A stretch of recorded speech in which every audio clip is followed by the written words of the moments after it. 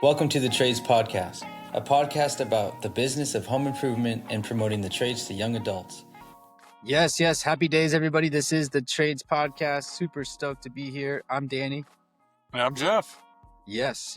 And we got a returning guest. It's been a while. Joey, we got in the house, CPL Detection. How you doing? Good. Joe Hernandez, GM and Leak Department Manager for Cable Pipe and Leak Detection. As many of you know, CPL. Yeah, CPL. I've been telling Joe that we've seen a lot. I've seen personally a lot more of the trucks out there working, helping out businesses, helping out homeowners, business owners, all the above. So it's super stoked to have you back, talk a little bit more of some updates, all the upgrades you guys have been making, the expansions and all the above. So, but it's also a key piece for even just anybody to be educated on exactly what it is you guys company do, because it is in that kind of a niche area. So welcome back. Yeah, it's good to be here. You guys are great. I like watching the podcast. You guys always have interesting tradesmen as interviews, pest control and roofing and carpentry and plumbers and PHCC members. And it's always good. We're all related. I know as members of a couple of associations for subcontractors, it's important that we all communicate and network together. It feels like a family, and you guys are doing great with the podcast. So we really appreciate it. Yeah. Thank you, Joe. Yeah, thank you for that. Hyping us up, getting ready for the podcast. I like it. For those that don't let everybody know, CPL, Cable Pipe Leak Detection. That's the company. Give us a little background again on the company for those that haven't maybe even seen the previous episode, or just to get a refresh on where CPL's at.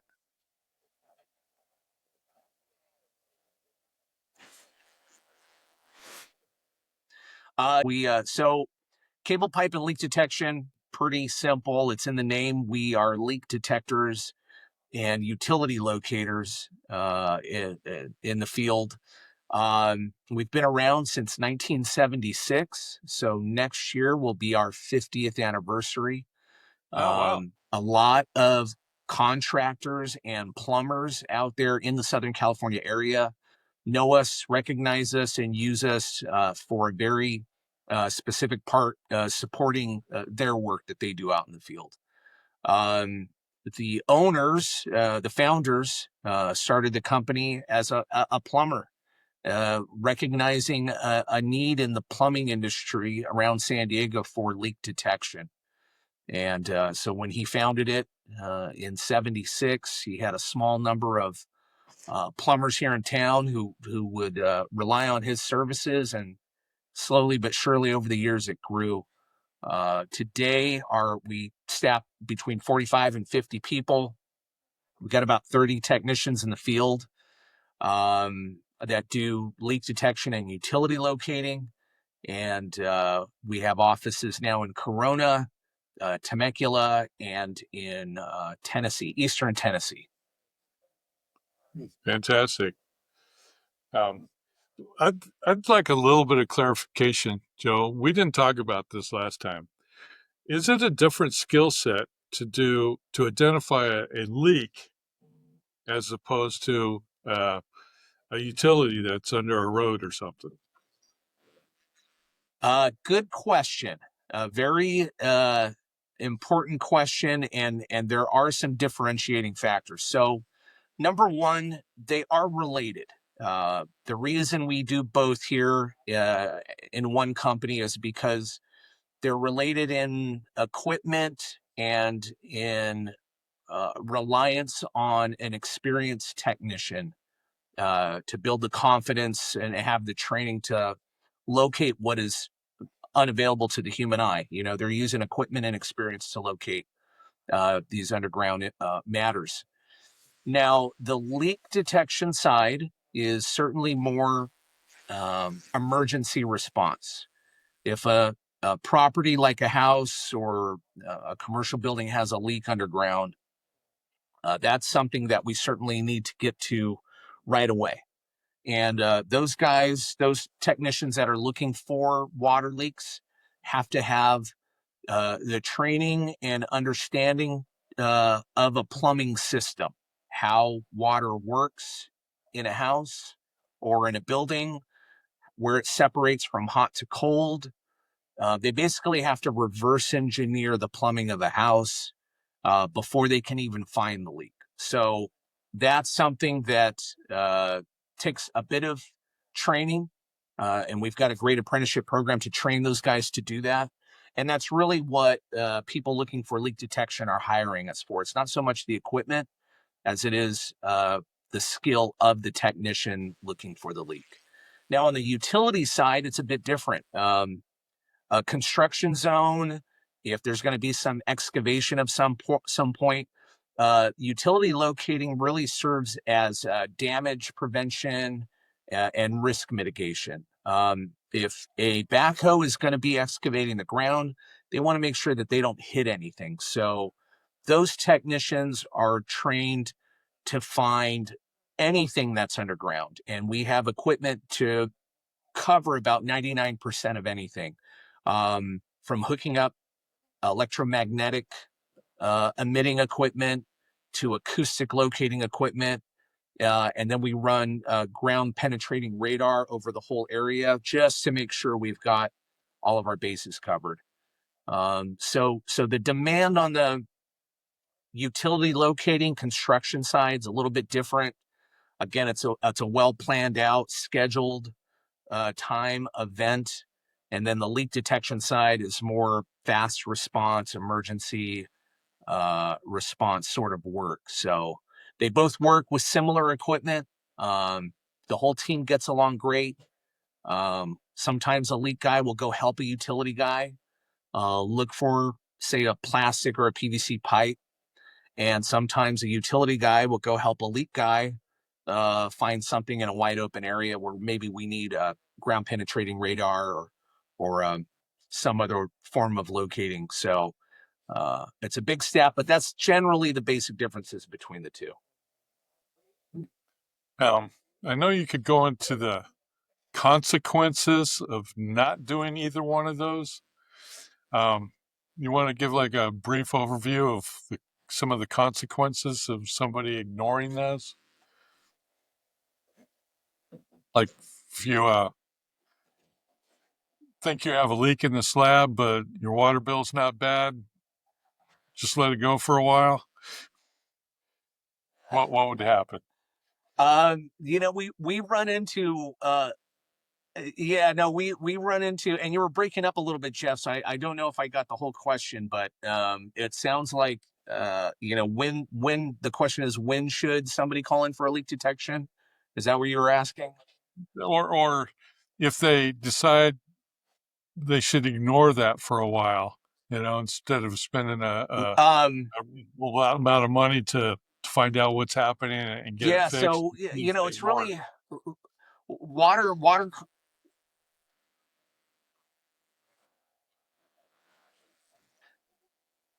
Yeah. So, and I hope this comes through. Are you guys hearing me okay? I don't know if we have a bad connection. I don't know if it's my phone. It could be.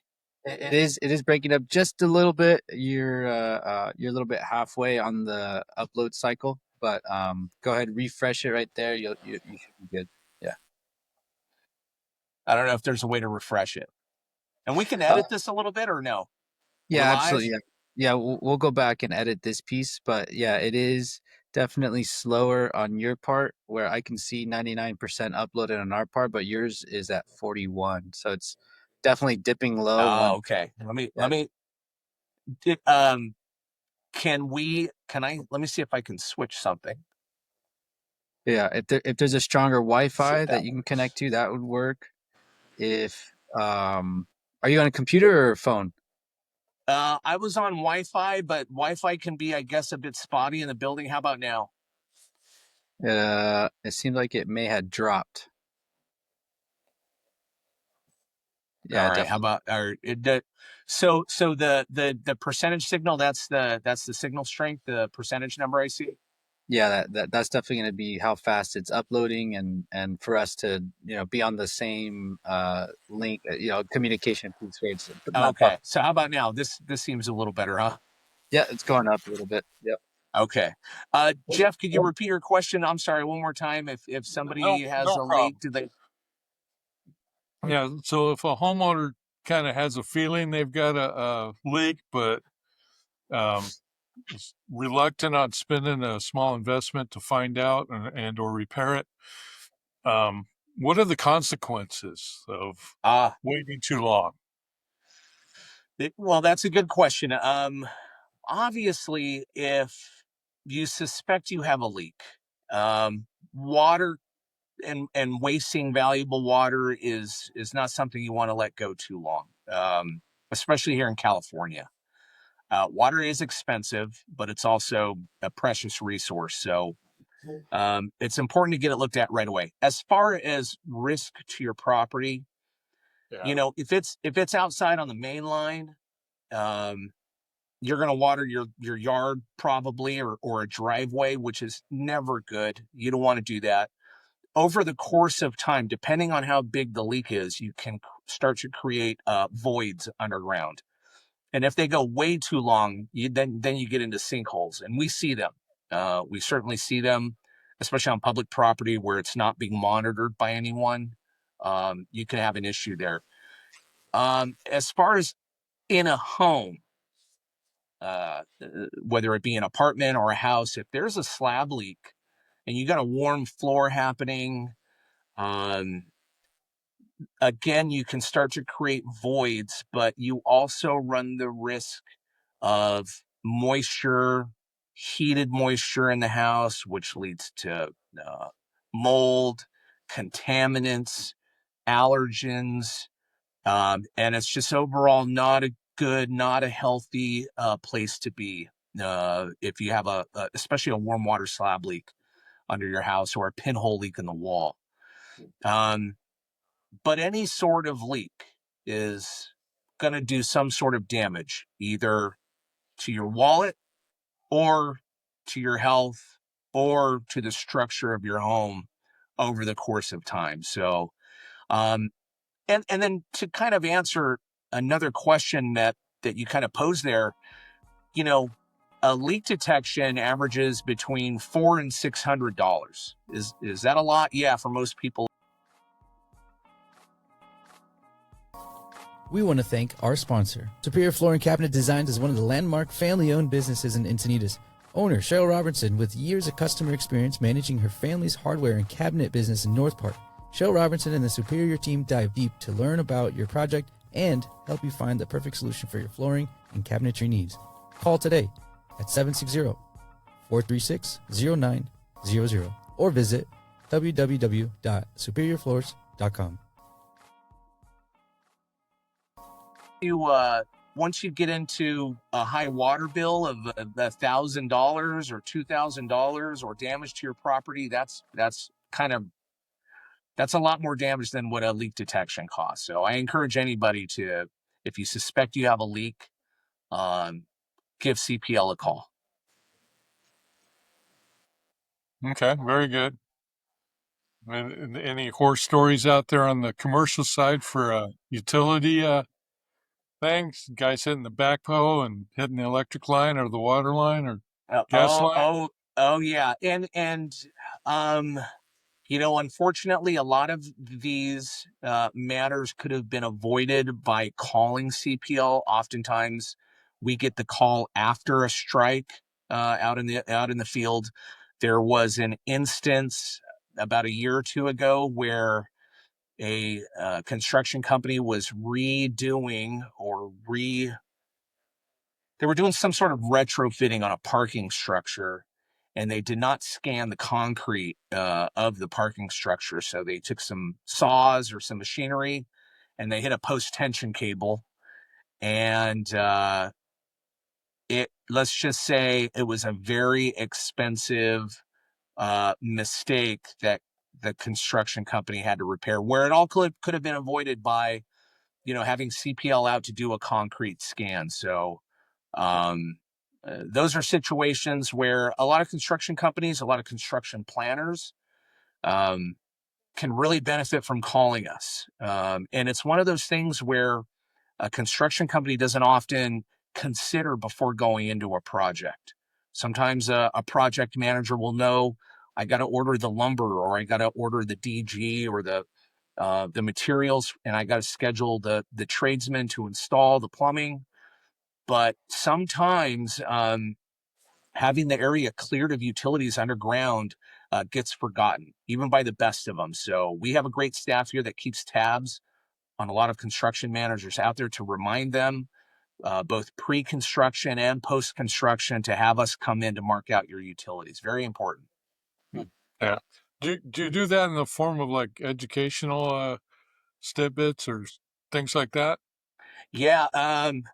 Another great question. We not only have our Stormy Triplet is our utility division manager here, and she does a great job of staying in front of our contract customers for that awareness.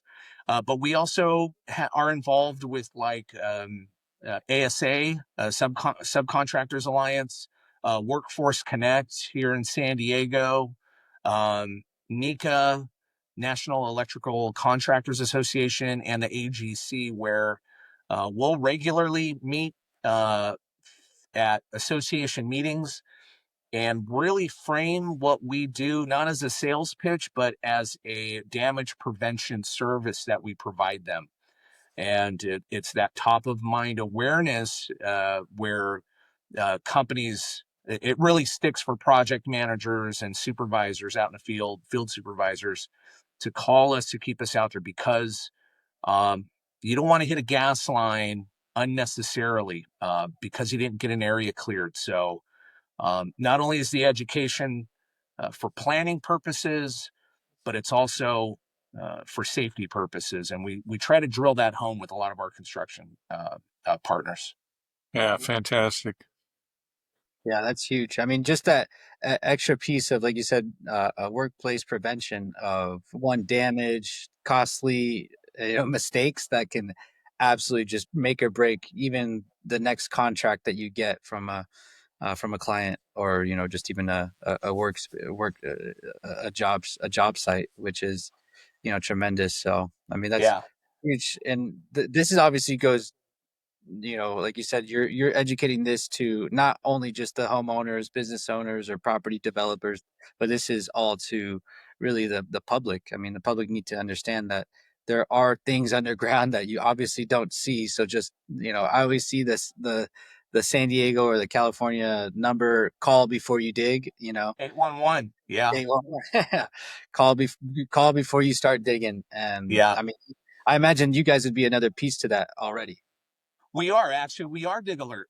We have the contract for a couple of utility companies out there. So when the public calls 811 because they're going to be digging, excavating, working on a project, whatever it may be, what happens is an alert goes out to all of uh, the related utility managers in that area. So wastewater, fiber optic, gas and electric, communications.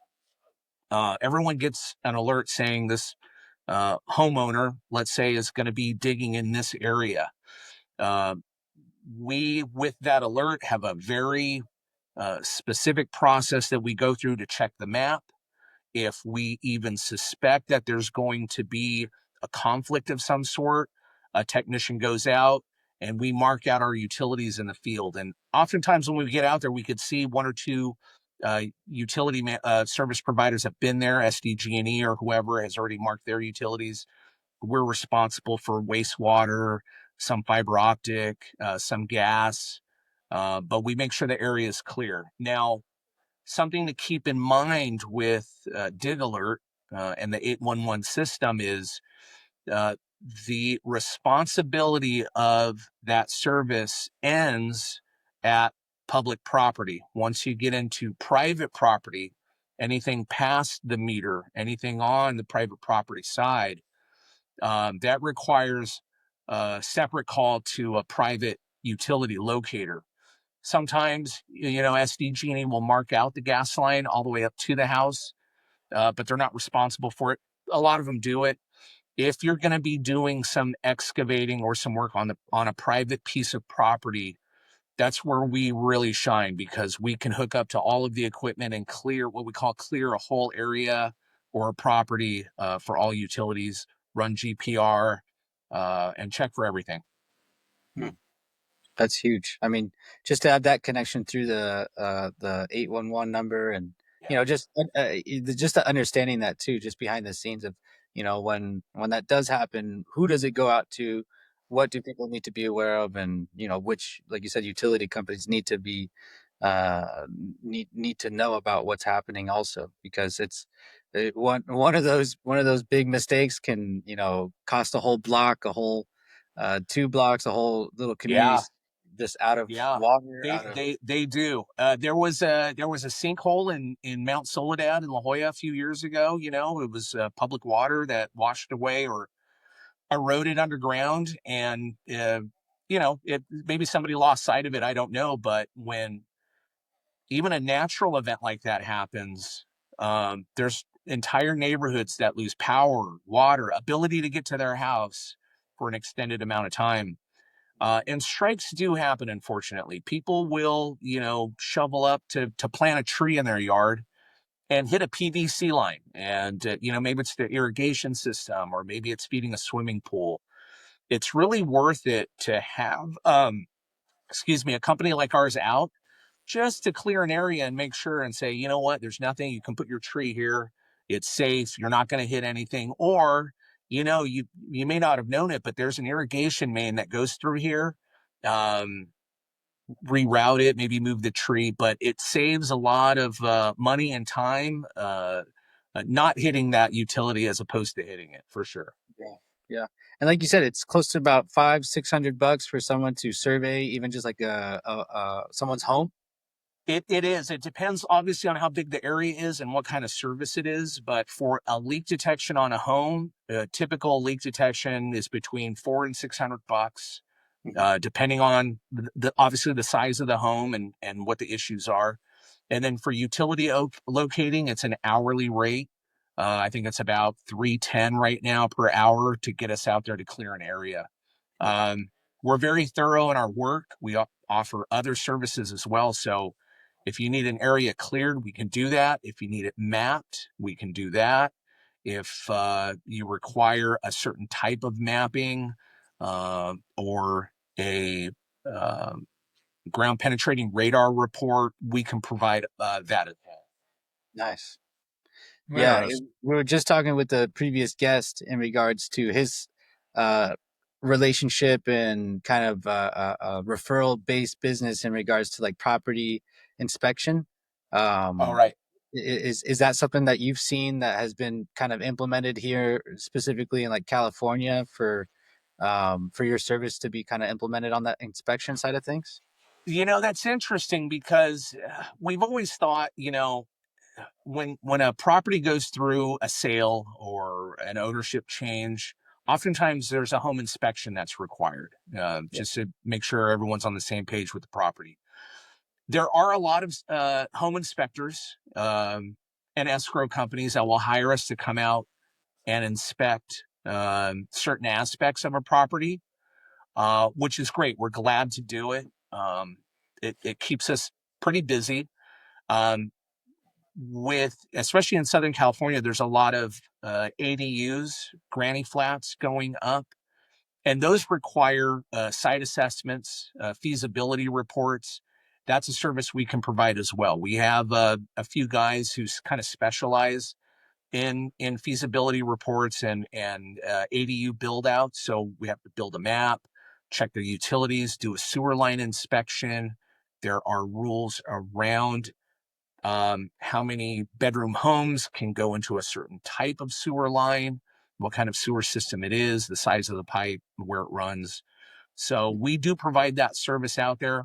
Um, and it keeps us pretty busy. As far as a legal requirement for it to happen, it's not as stringent as maybe it should be. I don't know, but before anybody out there buys a property, I urge you to have the plumbing, the infrastructure, the sewer lines inspected by a company like ours, just to save you money in the long run.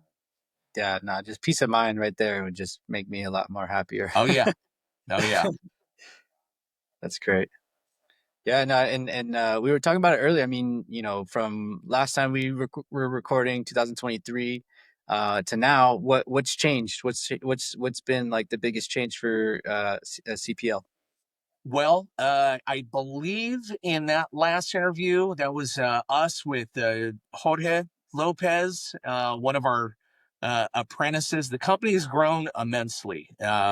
We have built and sort of in incremental ways perfected our apprenticeship training program. So whenever a new hire comes in to learn either utility locating or leak detection, they go right into the apprenticeship program.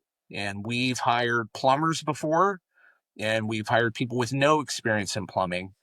But we have found that a good training program, a good process of ushering an apprentice along really goes a long way into somebody's development into being a good tradesman out in the field in our work. So since that time, it's gotten better. Our training for a leak detector has not only shortened from about 6 months down to about 3.5, 4 months, but they're also really well and rigorously tested in their abilities. We've got a great team of technicians and supervisors out in the field who really take their time. We've really incentivized them to take their time to train these apprentices to learn the skill that we provide out in the field. That's gotten better. George has done great with the company. And a lot of the new technicians we've brought in, they're really what fuel us and our ability to grow into Corona and Tennessee and Temecula. Without good staff in our work, we don't have that growth. So business has been good.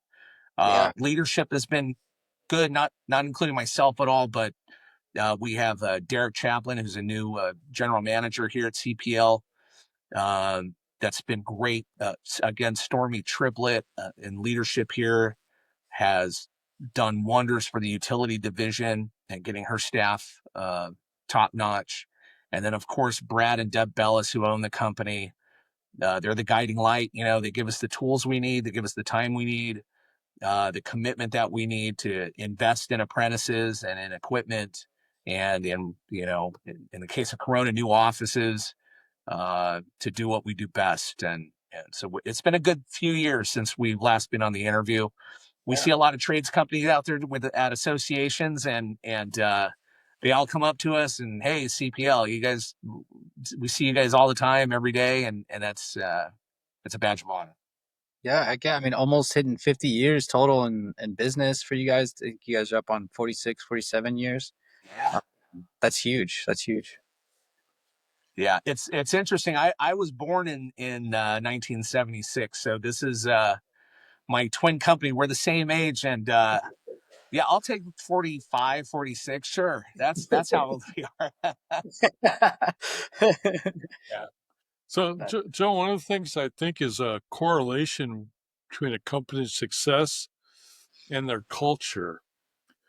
Has anything changed in your culture, or is it just on a great path? And how's the ownership communicated, to everybody else in the company about their vision and putting all that Yeah, together?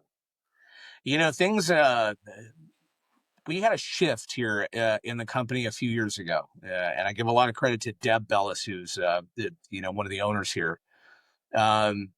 Recognizing that we needed to kind of reorganize the company around a vision and a mission and core values. Those things really get everybody bought into the purpose of the company. And a few years ago, we set that forth. We created our core values of company pride, humbly confident, expect excellence, and teamwork. And if we can get people bought in around those core values, it really does kind of pull everybody in the rope in the same direction. The culture here is a reflection of that, I think. The culture is great. Now, have we had some people that don't fit, some issues that come along, problems along the way with leadership or staff? Of course we do. But how we respond to those issues uh, is even more important, because it shows everybody else in the company that you're sticking to what you promised you would. And that's company pride, humble confidence, excellence, and teamwork. So I certainly interview people against those core values to make sure that the people come and fit the culture. That really helps with a lot of problems or heartache down the road. But as people go along and they elevate, um, again, we return to those core values. And I think we've been very good at getting people in the company to promote and elevate. Somebody may be shy and be a reluctant leader when it comes to working at CPL, but we've tried to be encouraging, have an open door policy, listen to the staff. If a technician comes in with an idea for a technique or a piece of equipment, we'll invest in it. Hey, if it's going to make you better at what you do, we're going to do it. Those sort of things are recognized by other people in the company. And I think that helps develop the culture as well. And that's aside from the wellness stuff. You get a jacket, or you get a cooler, or you get a Rolex after 10 years. That's all good.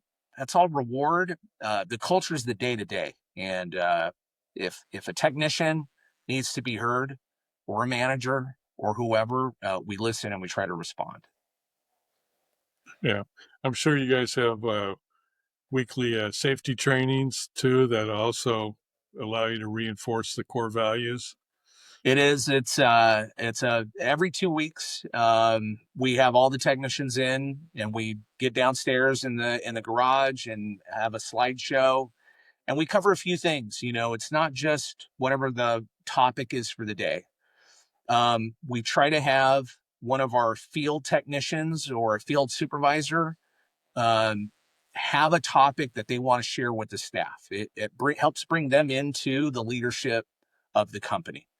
And they know better than I do, or anybody else in the office, what the issues are that they're seeing out in the field. Sometimes it's a plumbing issue, sometimes it's a utility issue, and sometimes it's customer related. We're running into a lot of upset people about pricing or whatever it may be. So we listen to them, and they communicate with everyone else how to deal with stuff like that. Of course, we have to cover safety. Safety is number one. We haven't had a work-related injury in many years, and knock on wood, it's going to stay that way. Very good. But that doesn't just happen by accident either. That certainly requires a certain segment of every meeting where we go over safety with everyone. And in the summer, it could be heat awareness or rattlesnakes. And in the winter, it's hypothermia and, safe driving techniques. So it's a constant and important topic for us. 100%. So I'm really curious about, you have the supervisors present on a subject of their choosing. Do they have like office support to put together PowerPoints or presentation materials? Yeah. So it's everything as simple as, hey, Stephen wants to talk about this thing, to Dave saying, we're going to do a training outside. I need to buy some copper wire. We're going to use the whole parking lot. We're going to map out a makeshift plumbing system. So it varies. Sometimes it's a slideshow. Sometimes a guy's at a job and there's pictures of a job we went to where he wants to speak about what happens or what you do when you run into the situation in the field. So it varies, but it's really up to the technician. And I've noticed, speaking of culture, that in the beginning, there was a lot of guys really shy to speak. in front of the group and share on anything. Boy, now, I mean, they're like, I got this one. This one's my meeting. I got pictures lined up. There's a slideshow. They want sound effects. It's really cool to see, and that's the culture we create here for the guys for sure. You said sound effects, and then just a Rocky theme popped in my mind. Come running in, yeah. And we do. When a new technician goes out in the field for the first time by themselves, say they've gone through their apprenticeship and they get in a truck and they're going out and doing their own leak detections. We do a whole big deal for them too. So tomorrow, in fact, is our meeting, and we got a couple guys who are going to be recognized. Oh, sweet. Yeah, that goes a long ways when Yeah. in recognition at different levels in education, accomplishments, time being in part of the company. Yeah. Yeah. Yeah. Some guys, I mean, like they said, they'll be shy about it, and I don't want to be on the spot. But afterwards, it's all done. They appreciate it, I think, and it certainly reflects in their work. They like what they do. Company pride, one of our core values. It's not something that we demand of anybody, but the guys have it. The guys have it in the field because I think they recognize what they do is really important. What they do is they help plumbers or construction or homeowners solve a problem that needs to be solved. And CPL is the best in the world at this. They are absolutely the best in the world at this. And those guys wear that like a badge of honor. So we recognize it. They, own it, but they really appreciate it. They have company pride for sure.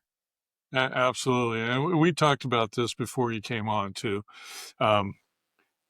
What you're talking about with the company's culture and their pride and the way you format things is an education to lots of other business owners that maybe are striving to do the right thing, but some of the tidbits that you're putting out there will make them a better business too. Right? It's certainly one of the, in college or in school, I was taught about the 4 factors of production, right? You got land, labor, capital, and management. And the most important, it was drilled into my head, was management, leadership. And I was a reluctant leader. I thought having core values and a mission and a vision for a company and doing all this stuff was kind of hokey.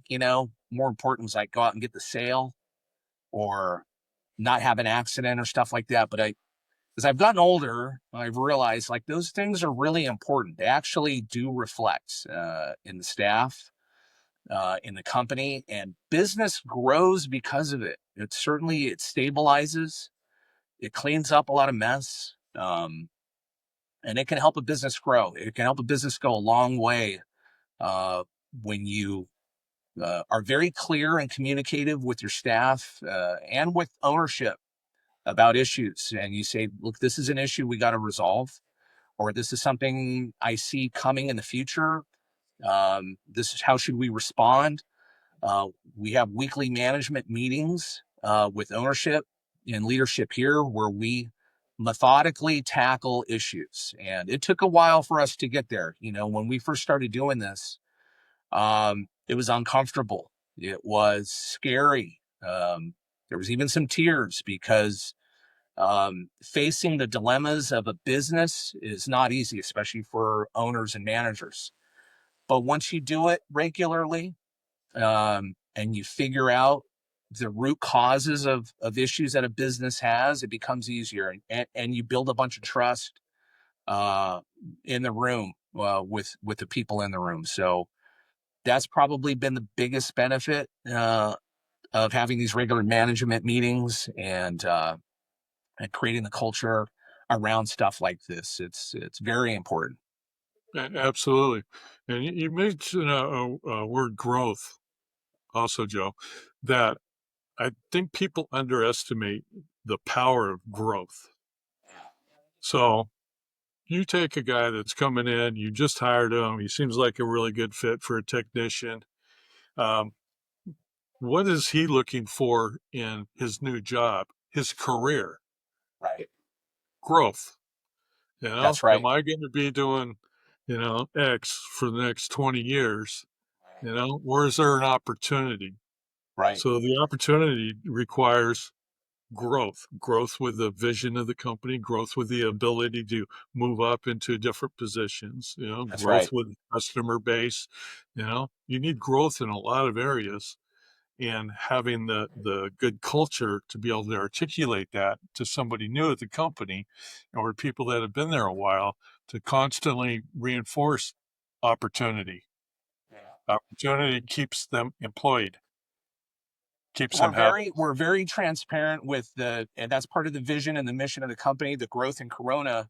A few years ago, we had to go to the staff before we had, what do you call it? Like a growth plan, for the company, and say, look, this is what we want to do. We want to expand into a wider territory. That really helped to get the people who were already here in the mindset that the company is growing.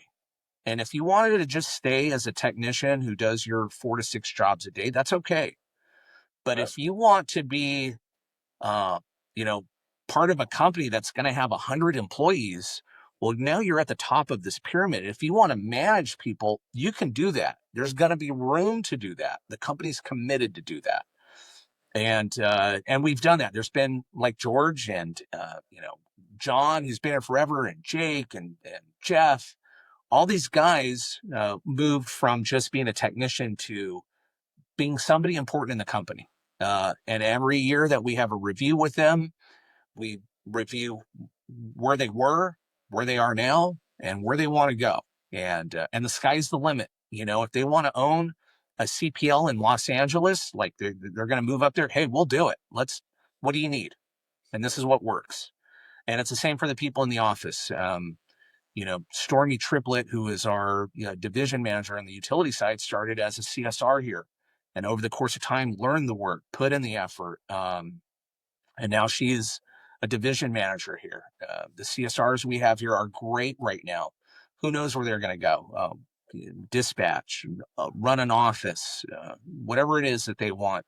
And we're always, available to listen to it. If, like I said, if people have ideas, they want to contribute, absolutely, they can do it. Mm-hmm. Yeah, that's the stuff about business gets me fired up.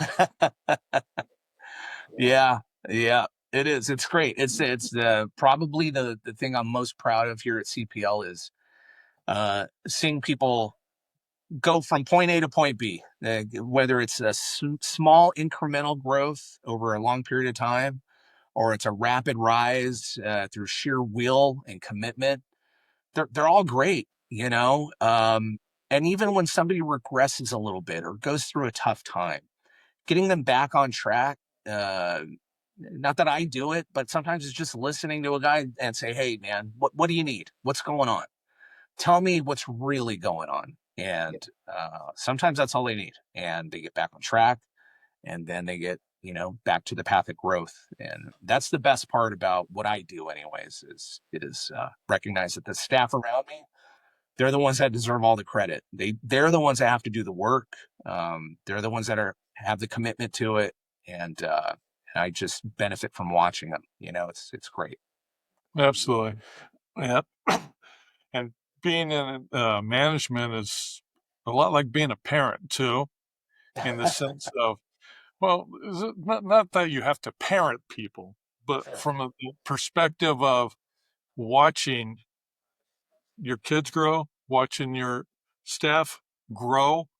Yeah.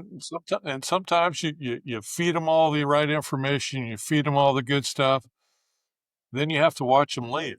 Yeah, that's true. And that's not what you would like for the company, but at the same time, you watch them grow to the point where, you know what, they can handle it. They're going to do good on their own. Yeah. And it's tough from the company's perspective, but it's good from the manager's perspective to see, okay, we've done all the right things. They're going to be okay. They're going to be fine. I Yeah. wish them well. And it even to speak to the same thing, watching a technician go from an apprentice to a journeyman locator is great. It's very rewarding. Sometimes they leave the state. Sometimes they go start their own company, and it's competing with CPL in some way. You can't help but have even a sense of pride with them. And I'm friends with all the people most of the people that have left CPL. And I'm very proud of them, and it's almost scary because I know how good they are too. We train them. They're one of the best now, and that's something I have to worry about. But I don't. We at CPL don't operate out of fear either. The guys that have left to go do their own thing, I still keep in touch with them. They still keep in touch with me. I still try to give them good advice. I think that culture of supporting everybody in the trades overrides any sort of fear or resentment that only wears on not only you but the industry as a whole. So we all have competitors out there. CPL is very lucky to be a market leader in what we do.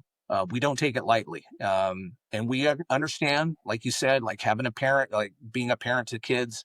They're going to grow up. They're going to question where they are in life at some point. We all do.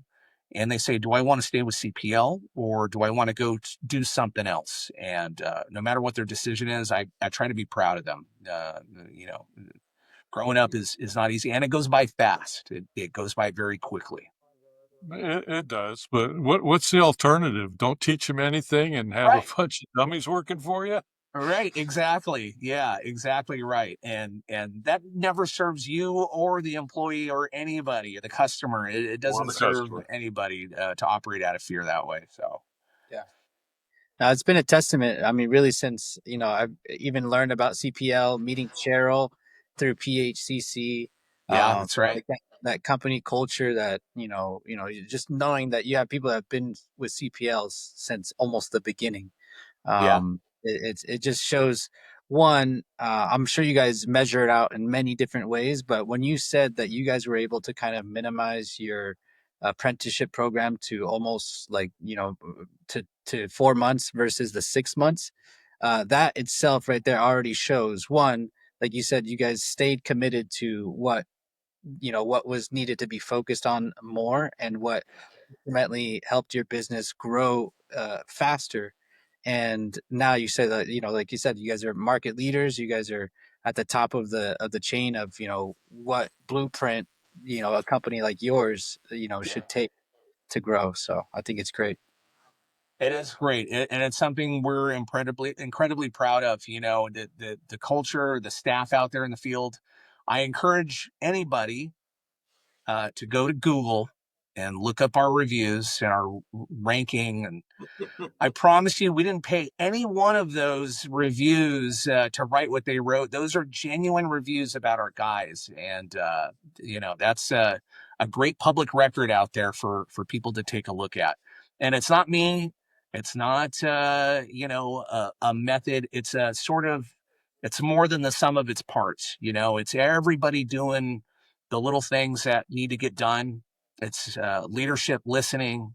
It is the drivers driving, it's ownership holding us accountable. It's the CSRs getting the right information from the job from the get-go, being professional. And it's making decisions like um, having real CSR staff in our office who answer the phone and speak to the public and say, hi, Ms. Johnson, this is McKenna, and good to speak with you again. And what can I do for you?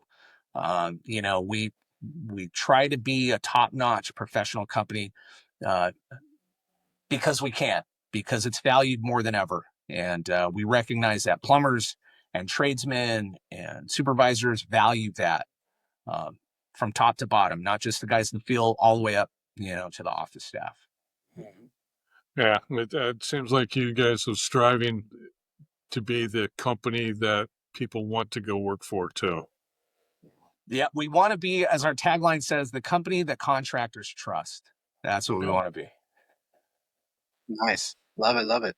Awesome. I mean, it's great to hear just like all the upgrades, all the growth that you guys absolutely have been, building up to where you're at today, being out there in Corona, Tennessee, Eastern Yeah. Tennessee. Even again, just as basic as senior cars out there, like me pointing that out, it only equals up to everything that you just mentioned all throughout this whole episode. So I think When you have success like ours, and there's always more success to be had, but when you have success like ours, it not only gives you a sense of pride, but it also allows us to get into some new ventures like designing and creating our own utility locating equipment, perfecting leak detection equipment. Right now, I get to help design a new way of locating, a new method, or a new piece of equipment. We have a research and development budget now. Those are the results of having success in your field, and genuine success, and when you have a staff that's the best at what they do, ownership is glad to reinvest in the company. I now can test our new equipment with some of the best leak detectors in the world, helping CPL, I should say, create some of the best new leak detection equipment that's going to be coming to the field very short term here. So we're excited about stuff like that. Not just the growth. This is just a result of the growth. look at that. All right. Yeah. Joseph, you're a product in development now. I love it. Yeah, That's it's awesome. very exciting. It's why we have a new general manager now. Yeah, I said, you know what, Derek, you get to handle some of this other stuff. I want to have fun now. I want to Yeah. do this with our team, and it's very rewarding. It's very neat. I enjoy it. Yeah, I can't wait to see some pictures or just like announcement on Yeah, that. It's awesome. yeah. Yep. I That, mean, while we're wrapping up right here, I mean, one, you've gave a lot of great shout outs to one, your team, your management team, everybody that's in the office, out in the field. What would be your message to people outside of CPL right now, and kind of like the climate of the industry? Good question. There's a lot of variables out there. There's a lot of wild cards out there. And certainly the market's going to respond in the trade industry to those market forces. And it's not that we're unaware of them or try to ignore them. I think it's important to lean into them. There's opportunity for everybody out there. Sometimes you got to pivot a little bit. Sometimes you got to adjust. If you stick to what you do well, your specialty, you commit to it, and you hire around a set of core values or company goals, you'll succeed. There's a demand out there, no matter what the trade, that will weather, various market forces, the economy, politics, taxes, whatever it may be. There's going to be a need for it. Building will never stop. Development will never stop. Leaks will never stop. And as long as you're ready and position yourself to weather those storms, you should be okay. It's not about, weathering the storm. It's about the set of your sail, and if you set your sail correctly, you'll get through the storm just fine. And it's going to ebb and flow. You could be riding high. Business could be doing great. It's not going to, save you from upset customers or a bad job that you did in the field. But they certainly happen less. And as far as business decisions, do your research, act fast, be decisive, and commit. That's what we do here, and it served us well. fantastic. Yeah, man. Yeah, Joseph, I mean, since meeting you and you being a part of the CPL team, it's always been a piece to always learn just a little bit more about business and really culture, building that up. So Yeah. thanks for shining the light on, a little more insight of what you guys have been able to do the past few years since the last time we talked. And it's, again, can't wait for that 50-year mark for you guys. Next year. Yeah. And Jeff, Danny, you guys, thank you so much. I really appreciate it. You guys are wonderful. I always like running into you guys out at events, trade shows, whatever it may be. You guys are doing good work. If there's anything I can do to help promote you guys, to put you guys out there, please let me know. You guys are doing great work. I'm glad to be on with you guys. Thank you. Fantastic. Appreciate that. All right. Thanks, everybody. Again, check this out, the Trades Podcast, and you'll be able to hear both episodes of Joseph and CPL. So check that out. We'll post it all out, but share it with, like you said, Joseph, share it with friends and everybody that's in the office. That's awesome. So thank you so much. I will. I appreciate it.